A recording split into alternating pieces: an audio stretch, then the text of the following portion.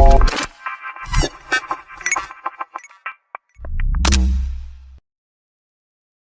everyone. My name is Roopa Sunku, and I bring to you yet another episode on Mentor Loop. Today's topic or activity that I want to kind of do is all about storytelling as a communication tool. And that's why I call this an activity, because storytelling is about persuading people to be engaged with your business, buy your product, buy your services. And also, storytelling is the persuasion of your employees in the organization to be in lockstep to the strategic organization or plans that you want to pursue. Or it could also be the investors that are looking to invest and partner with you in terms of the next deals that will be signed. So, storytelling becomes extremely effective because you are able to persuade them and not just speak to them with PowerPoint slides and dry corporate communications. This engages the listener and creates synergy of being able to bring about a curiosity from your listeners. McKee had stated in his best selling book about story, substance, structure, style, and principles of screenwriting. And he says executives get lost in the whole PowerPoint slides and do not tell a good story. And so the next level communications becomes almost invalid because you are speaking truly to the content or the expertise that you may have within the business. So it is, as I said, a powerful way to unite people with ideas and emotions to be invoked by telling compelling stories. It's important to weave that storyline into a closure and activity to proceed as your goals or your strategies as the next steps. Essentially, storytelling expresses how and why life is played out the way it is and what you will get out of the products or services from the company. Just this last week, I had the opportunity to present my operational review to my leadership team on the 6 months of efforts with my organization and with my team, doing what we did and the challenges that we faced. We started off with very, very boring PowerPoint slides, and that did not tie things together. While I spun a story to say we were looking at bringing consistency, collaboration, continuity, and calendared activities, now the storyline started building because I had built the 4 pillars of action and activity within my team and its highlights for the last 6 months. So once we started telling the reality, which is extremely complex, and breaking it down into stories or characters that have played in the stories, and what was effective and what was the highlights of success and what were the challenges, it just became so simple to break it down and keep and capture the attention of our leadership team. So, a quote by Jean Luc Godard says, sometimes reality is way too complex. Stories gives it a form. And that's exactly what happened in my particular scenario last week. So often enough, as I mentioned to you, PowerPoints do capture a lot of information. Sometimes you need those basic elements to prompt you to speak about it and spin your story. So it's important to kind of break it down into those 4 pillars that I mentioned. You could also break up the pillars in a product company with product, price, place, and promotion. Those could be 4 pillars that you could utilize to be able to break down the brand, the services, the packaging, the discounts, the offers, the channels, the distribution, and the publicity and support that you will offer for your services. Then there could be another way of looking at these bits and pieces of storytelling, which would be based on domain expertise. You could go ahead and talk about the purpose of this activity, the principles, the people, the products, and the positioning that play out to create the story. There are often enough opportunities or times to be able to go in point in time into the history of your organization. I could go ahead and say we started this organization with 3 people, and at this point of time, we did not have any structure in place. Today, I have these structures, and these are the people that are playing the different parts within the company and within the organization and are able to do this for you. Or you could take more of a personal story, which you could start off by saying, I was taking this walk this morning and I saw big container in the horizon. And this shipping container had Queen written on it.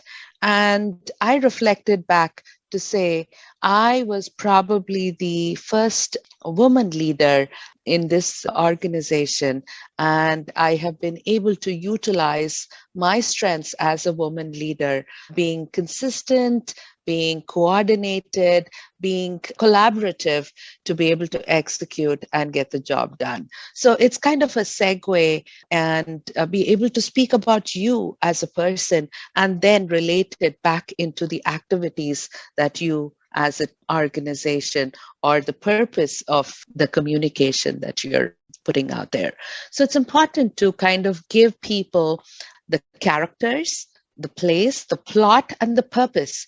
Once you kind of give these 4 elements, they're able to understand and relate and probably sync with your story and keep them intrigued. So what does storytelling do? It allows you to make it relatable, relevant, invoke emotion, and keep it engaging. So this is a very effective way of communicating, regardless of a business scenario, a personal scenario, or any kind of conference where you are trying to present a point or a perspective. Storytelling is extremely effective. I'd also like to say, to immerse your audience in a story, you can start off by telling a personal story, like I talked about walking on the street, or creating suspense with your story. Go ahead and start with your personal story, then sell your product, and then close it off to say, that's the same closure that I had with my life story. And I was able to do this with these products that we are selling today. And I hope you're able to see and relate to it and purchase the products. Could be a closure perspective as well. Also, bringing characters to life just makes it more exciting when people are listening, because they are not anticipating or expecting the business jargon to be thrown out, but are curious enough to see how this is all going to play out. Don't just show, but tell as well. Build it up to the moment, but be very sure about your structure and how your story is going to tell and conclude. You may end up getting lost in the thoughts of playing the people, the place, the plot, the purpose, and not really get the message across. So it's important to look at the takeaways and the end goal that you have in mind while storytelling. Another perspective of storytelling was very popular in the Japanese culture. So they have many storytelling techniques that I want to kind of just talk about to intrigue you and probably give you an opportunity to look at it and think about using it if you're able to align and associate with it. So there is the first one called Kamishibai. I probably have butchered the name, but what that means is paper drama. It is a form of storytelling that originated in the Japanese Buddhist temples in the 12th century. And story is typically made up of 12 cards.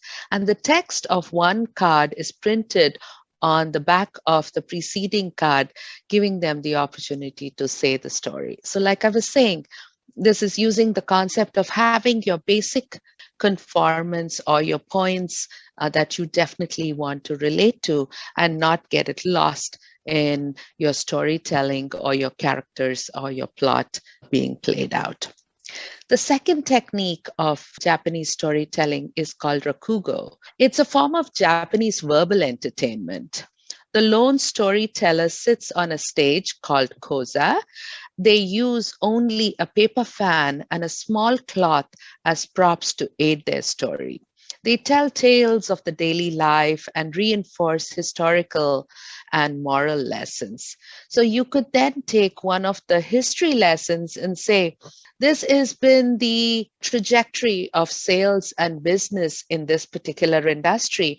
And this is where we are. And we are walking into a new span, a new era, a new avenue of innovation, and tie that back to Rakugo style of the historical facts being reinforced, taking a moral of the story and saying, we learned this from the last changes that we made that did not successfully roll out.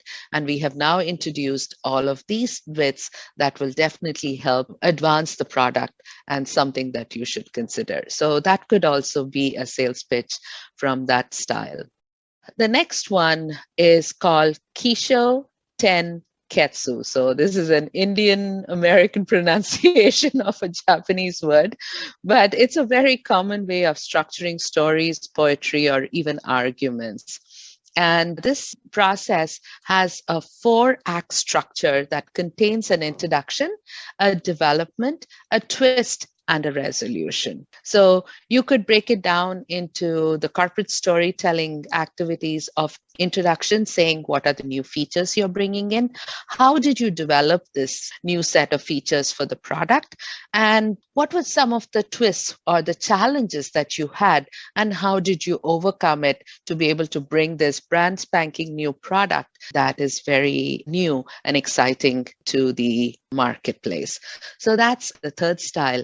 So those are some of the thought-provoking, hopefully, bits for you to look at and try to adapt to an old form of Japanese storytelling in your presentations. The next aspect that has always intrigued me is called segue. And this is to perform a segue, which is meaning a smooth transition from one topic to another. So like I was talking about my morning walk and seeing the ship and seeing the word queen, and then talk about probably being treated like a queen with the cosmetic products that you are selling.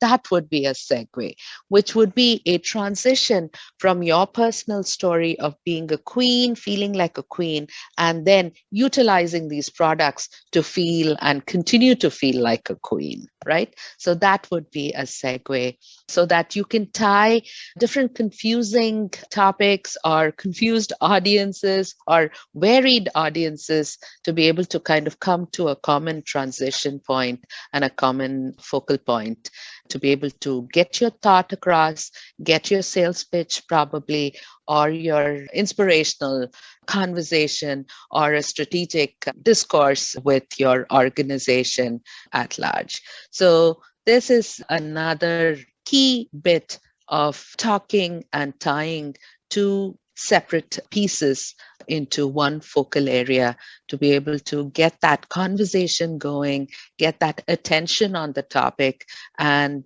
be able to smoothly transition and keep the audience attention. So storytelling has been used in multiple cultures and passed on through multiple generations. So it's all about that human element, the human-like narrative structure that allows you to be good and effective and a connectable or a relatable presenter. So definitely check that out and try that in your next opportunity and let me know how it goes. And I think what I'd like to kind of close off by saying storytelling has multiple benefits. One, it leaves it or makes it memorable. It grabs attention. It evokes emotion, especially empathy, which definitely plays crucial and a critical part of sharing messages.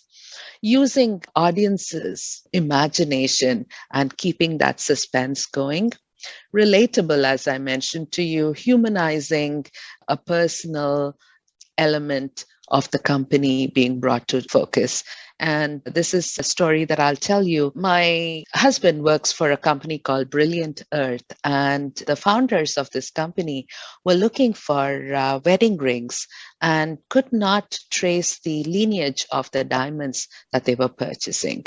And so today they have stood up a company called Brilliant Earth, which talks about ethically sourced diamonds to purchase and be able to speak to the supply chain or the path that the stone has made its way from the mines or the labs to your fingers. So these are kind of things that capture attention. So maintaining attention becomes a very engaging part of storytelling. It builds anticipation, and you also have heroes, challenges, adventures, journeys, which can all be super exciting to play out, or the avatars to play out in your message. And it also allows you to kind of think about changed beliefs, and it can be very persuasive. So I hope you've been able to gather a few perspectives or ideas for your next communication or presentation. And if you'd like to be part of Touch a Life and be part of our career help, where we are trying to help people in the society to be able to get their feet back on the ground with careers, change of jobs, or even have mock interviews or review their resumes to be able to get yourself the next opportunity for your career. Thank you for listening to me. And if you'd like to connect with us, please reach out to us on touchalife.org.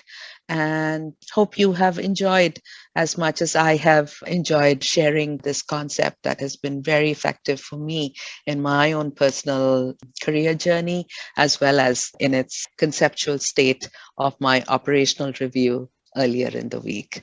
Thank you once again, and take care.